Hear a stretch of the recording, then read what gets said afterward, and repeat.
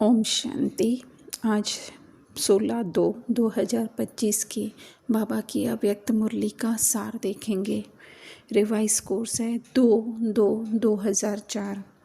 तो आज बाबा हेडिंग में कह रहे हैं, पूर्वज और पूज्य के स्वमान में रह विश्व की हर आत्मा की पालना करो, दुआएं दो दुआएं लो। तो आज बाबा मेन विशेष जो है वो पूर्वज का हमें ध्यान दिला रहे हैं कि आप जो पूर्वज कैसे हैं और पूज्य कैसे हैं। तो बाबा बता रहे हैं कि आप कल्प वृक्ष के जड़ में भी हैं तो तन्ना में भी हैं।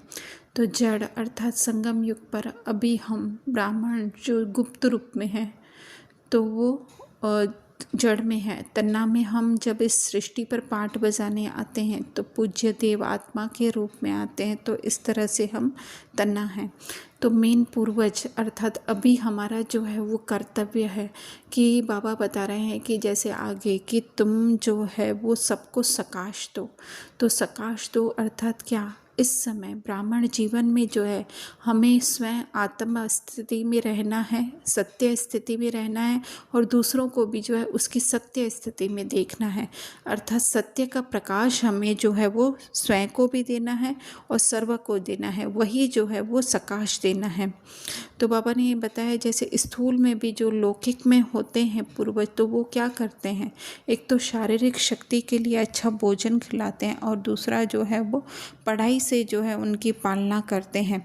तो हमें भी क्या करना है, हमें भी बाप द्वारा जो भी शक्तियाँ मिली हुई हैं उन शक्तियों से जो है हमें विश्व की सर आत्माओं को जो है वो पालना देनी है।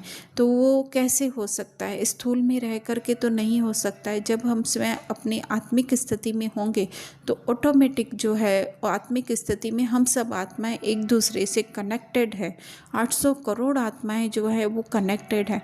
तो जब स्वयं आत्मिक स्थिति में रहेंगे और परमात्मा द्वारा शक्तियाँ जो मिलती हैं तो वो हम सबको दे पाएंगे। तो बाबा ने कहा और कुछ नहीं करो, लेकिन सिर्फ क्या करो, दुआएं दो और दुआएं लो। तो दुआएं देना क्या है और दुआएं लेना क्या है कि स्वयं भी आत्मा में रहें, आत्मिक स्थिति में रहें और दूसरे को भी जो है आत्मिक स्थिति में देखें। तो यही जो है वो सच्ची सच्ची दुआएं हैं। क्योंकि आज जो है विश्व की आत्माएं अशांत हैं, दुखी हैं। तो वो क्यों दुखी हैं, क्योंकि स्वयं के देह अभिमान के कारण दुखी हैं। लेकिन जितना जितना हम स्वयं स्वमान में रहेंगे तो औरों को भी जो है वो स्वमान में देख सकेंगे, अर्थात उनकी आत्मिक स्थिति ओरिजिनल शक्तिशाली स्थिति में देख सकेंगे।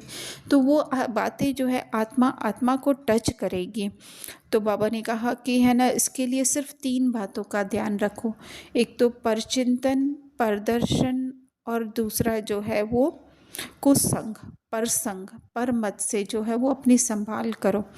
तो अर्थात परचिंतन क्या है, हमें लगता है और किसी की बातें करना वो तो है ही है, लेकिन जब स्वयं का भी हम परचिंतन, हमारे देह का भी अधिक चिंतन करते हैं तो वो भी परचिंतन हो जाता है।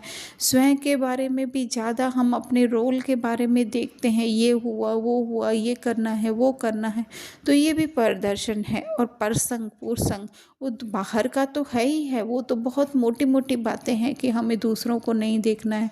लेकिन यहाँ पे स्वयं के रोल के बारे में भी जो अगर हम ज़्यादा करते हैं तो वो भी जो है परचिंतन, परदर्शन और परसंग अर्थात कुसंग में आ जाता है। तो बाबा ने कहा ये 3 पर करके सिर्फ पर उपकारी बनो। और बाबा कह रहे हैं कि और कुछ अगर हमसे पुरुषार्थ नहीं होता है तो बस क्या करो, दुआएं दो दुआएं लो। इसकी शुरुआत जो है हमें शुरू में जो है वो इस तरह से बाहरी रीति से भी करनी पड़ेगी कि हम जो है किसी के बारे में बुरा नहीं सोचें। तो ये जो है ऊपर की सफाई होगी, लेकिन आंतरिक सफाई के लिए जो है अभी हमें सबको जो है वो आत्मिक स्थिति में देखने का है। अच्छा, ओम शांति।